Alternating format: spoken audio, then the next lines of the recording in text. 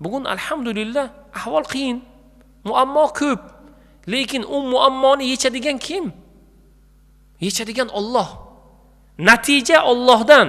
Banda o'zidan bir sabab sodir qiladi, tamom. Masalani qanday bo'lishligi, qanday yechilishligi, muammodan insonni o'zi qanday yechim orqali chiqishligi Allohdan. Alloh taoloni o'zi har bir mu'min bandaga fazl bersin. Alloh taoloni o'zi yaxshiliklar bersin. Chunki zikr, ibodat, ihson taqdirni o'zgartiradi. Alloh taolo fazl beradi. Alloh taoloni o'zi yaxshilik beradi. Alloh taoloni o'zi manfaat beradi. Tavakkal qiling bo'ldi. Ihsonda, yaxshilikda, nafs tarbiyasida bardavom bo'laversak, Alloh taoloni o'zi har bir mu'min bandalarga yaxshilik beradi. Maqsud aka, SMS yubordingizku, ertalab shuni menga bering, ochib. Bir voqeani aytib beramiz. Biz internet tarmoqlarida 40 ming marta istig'for aytishlikni targ'ib qilgandik. Alloh taoloni taqdiroti. Bir kishi yozyapti. Biz ham 2 yil farzandsizlik muammosi bilan qiynaldik. Tibbiy tomonlama qilmagan ishlarimiz qolmadi. Bir ma'ruzada eshitib qoldim. Astagfirulloh atubu ilayhni 40 ming marta aytsa, ixlos bilan aytsa. Odamlar keladi, men 40 ming marta aytdim, bo'lmadi-ku deydi. Birodar, ixlos bilan ayting. Muammo bizda emas, muammo sizda. 40 ming marta aytsa, niyatlar amalga osharkan deb ixlos va niyat qilib boshladim. 3 mingtaga yetdi, deydi bir ayol kishi. Alloh taoloning mo'jizasini sezdim. Tekshiruvga borsam, doktorlar ishonmaydi. Bo'lishi mumkin emas. Organizmlar homilaga tayyor emas. Homila belgilari umuman yo'q. Bu homila qayerdan paydo bo'ldi deb o'zlari bosh qotirishdi. Allohga oson. Yo'qdan bor qiladigan Alloh paydo qilgan. Dindoshlarim, nimaniki istasangiz boring, istig'for ayting, Allohga yolvorib so'rang. Alloh taoloni o'zi ijobat qiladi inshaalloh. Internet tarmoqlaridan kelgan SMS. Buning misollari juda ko'p. Alloh taolo fazl bersin.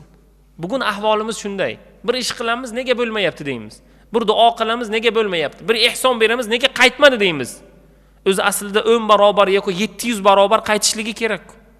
Birodar, ixlos bilan qiling. Nima ish qilasiz? Kichkina amal bo'lsin u. Ixlos bilan qiling. Alloh taolodan chin qalbdan ijobat bo'lishligini so'ragan holatda qiling. Alloh taoloni o'zi yordamchi, Alloh taoloni o'zi nosir. Yo'qdan bor qiladi. Siz o'ylamagan tomonlardan Alloh taolo keng qilib qo'yadi. Alloh taologa yolvoraylik bugun. Taqvodor bo'laylik. Nafsimizni tarbiyalaylik.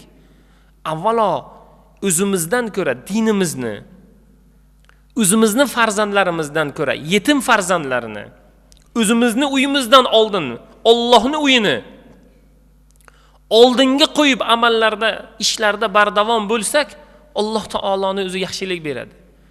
15 yillik imomlik tajribamizdan aytadi. Bir yigit kelgandi. Yaqinda uning imoratini, ya'ni ochilishiga, ya'ni birinchi marta kiryapti, ihson qilyapti, biz chaqirildik. U odam aytadi, men 2013-yil uyim yo'q edi, ijarada turardim deydi. Masjidning tahoratxonasi boshlangan vaqt edi. Ijarada turaman, uyim yo'q. Lekin niyat qildim. Avval o'zimga uy qurishlikdan oldin masjidni obod qilamiz. O'sha qurilish materiallariga o'zim muhtoj. Yerimiz bor, tep-tekis yer. O'zim imorat qilsam bo'ladi, lekin masjidga tahoratxona boshlangani uchun sement va g'ishtga men yordam berganman deydi. Endi olib bergan 2013-yil bizni esimizdan ham chiqib ketgan. Kim nima bergan, nima ish qilgan? Chunki undan keyin ko'p ishlar qilingan. Aytdiki, men ijarada turaman, o'sha payt masjidga ihson qilganimdan keyin shunaqa uy qurilishliklari, tijoratim, ishim boshlanib ketdi. Domla deydi, ishoning deydi, mana shu imorat qayerdan paydo bo'ldi, qanday bo'ldi men bilmayman deydi. Qanday bo'ldi, nima ishlar bo'ldi? Mashalloh, uyi zamonaviy. u qurgan uyiga o'rtacha bir 4-5 uy qursa bo'ladi. Shu darajada. Domla deydi, qancha ketganini, nima ishlar bo'lganini men bilmayman, lekin menda bitta qoida bor deydi.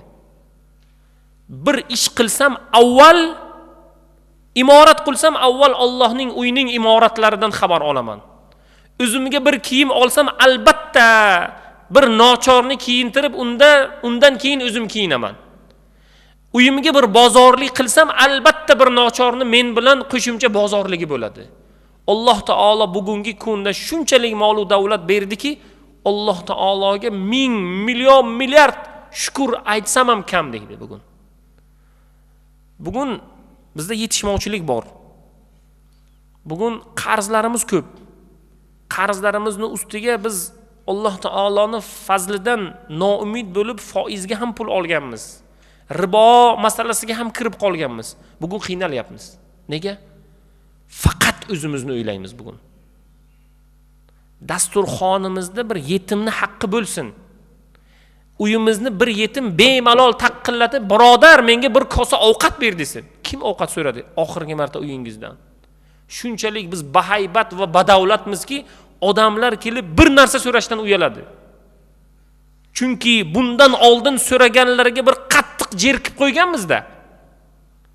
Biz o'zimizga kiyim olishlikdan oldin qachon bir birodarimizga kiyim olib berdik? Farzandimizga bir kiyim olib berishlikdan oldin bir yetimni bolasini qachon kiyintirdik? Uyimizga bir ta'mirmi, uy qurayotgan vaqtda qachon Alloh taoloning uyining ta'miridan qachon xabar oldik? Endi bugun ahvolimiz qiyinligidan kelib Alloh taoloning uyiga kelib shikoyat qilamiz bugun. Ahvolim yomon deymiz. Qiynalyapman deymiz. Riboga kirib qolganman deymiz. Qarzim ko'p deymiz. Farzandim bo'lmayapti deymiz bugun. Xatoni qilib qo'ydik-ku. O'nglanaylik bugun. Hali vaqt bor. Tirikmizda. Alloh taolo fazl bersin. Alloh taoloning o'zi yaxshilik bersin. Alloh taoloning o'zi har bir mu'min bandaga fazl va in'om bersin inshaalloh. Alloh taolo olib borayotgan ishlarimizga nosiri mu'in, manfaatli va fazilatli bo'lmog'ini Robbimni o'zi nasib aylab, dunyo va oxiratda saodatli bo'lmog'imizni Robbim hammalarimizga nasib qilsin inshaalloh. Siz aziz jamoatdan duo talab birodarlarimiz borlar, Marjona shifo talab ekanlar. Hoji Faxriddin aka ishlarini rivojini so'rab duo talab ekanlar. Alloh taoloning o'zi har birlariga yaxshilik bersin. Nodir aka, Nozanin singlimiz siz aziz jamoatdan duo talab. Jasur aka siz aziz jamoatdan duo talab. Akmal o'g'illari Azizbek shifo talab ekanlar. Alloh taoloning o'zi shifoyi komil bersin. Nozima singlimiz imtihon topshirmoqchi ekanlar. Alloh taolo omad bersin. Matluba opa shifo talab ekanlar. Qizlari baxt talab ekanlar. Alloh taoloning o'zi yaxshiliklar va fazl bersin. Samarqanddan kelgan mehmonlarimiz, viloyatlardan kelgan mehmonlarimiz, masjidga birinchi marta kelgan birodarlarimiz, azizlarimiz borlar. Alloh taolo qadamlarini qutlug' va fazilatli bo'lmog'ini Robbim nasib aylasin. Alloh hammalarimizni duolarimizni ijobat, fazilatlarimizni baland va inshaalloh masjid gumbazini ta'mirlashni niyat qilib arafasida turibmiz. Alloh taoloning o'zi himmat ko'rsatmog'imizni va Alloh taoloning baytini xizmatkorlaridan bo'lmog'imizni va inshaalloh har birimizga mana shu savobga sherik bo'lmog'imizni Robbim nasib qilsin. Amin. Hasbiyallohu ni'mal vakil, ni'mal mavla va ni'man nasir bi rahmatika ya arhamar rohim.